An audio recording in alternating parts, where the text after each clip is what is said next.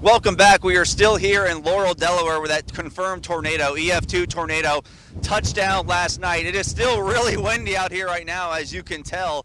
Wind advisory still in effect for all of northern Delmarva until 10 p.m. tonight. Winds gusting above 50 in some locations. But again, last night, winds were at 120 miles per hour. Extensive damage across the entire Laurel area, even parts of Seaford. But this isn't even the worst damage, but this is definitely some damage that we saw. And I just want to give you an example of what the National Weather Service does to really evaluate to see whether this is straight line winds or a tornado, and they really look at the roots here to see if there's any type of twist, and this one does have some twists in it. It's not a complete perfect snap in half. Now I'm going to have the chief photographer of ours to kind of pan over here.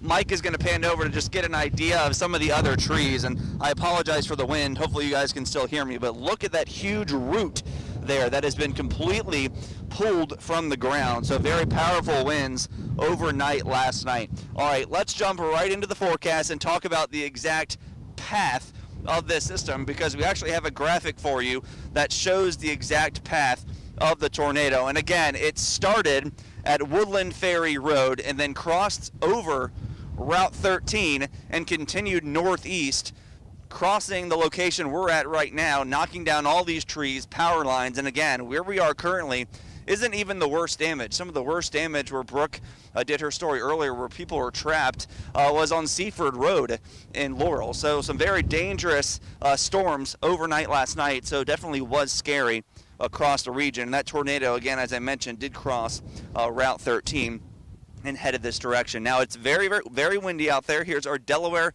Electric Co-op Skycam in Greenwood, where the wind continues to blow, and the sun is shining though, so that is some nice good news that we see out there. 72 degrees was the high, so a pretty mild afternoon, but that high was actually at 3 in the morning. Look at that. So temperatures have actually been dropping through the day today with this gusty wind that's coming in behind that powerful cold front. Now we're down to 55, but I'm telling you, it feels much colder than that. With my hands are actually pretty frozen right now, just with this wind out there, so pretty powerful. But look down to the south, the Carolinas in the 70s. So wind speeds currently sustained at 20 to 25, but they're gusting much higher, over 40, even upwards of 50 in some locations. So we're talking about these very powerful winds across the region. Your marine forecast as we head into tomorrow does call for some breezy winds continuing, but the wind will be out of the southwest, so temperatures are going to try to bump up into the 60s, upper 60s hopefully. Wind speed staying a bit breezy, 10 to 15 knots on the Delaware Bay as well. And those winds will eventually slacken up a little bit, but take a look at these future wind gusts as we head into tomorrow. Gusting to 15 to 25, so not horrible, but still pretty gusty at times.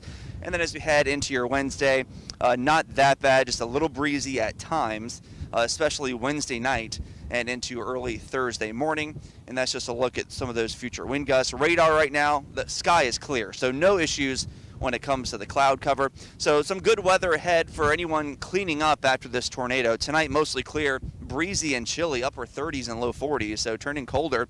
And you can see hour by hour our temperatures will be dropping into the low 40s and eventually back into the 60s as we come into tomorrow. But lots of sunshine into tomorrow's forecast as well. But right now, reporting live in Laurel, I'm Chief Meteorologist Daniel Johnson. We're going to take it to break. We'll be right back after the commercial. Like 47 ABC News on Facebook.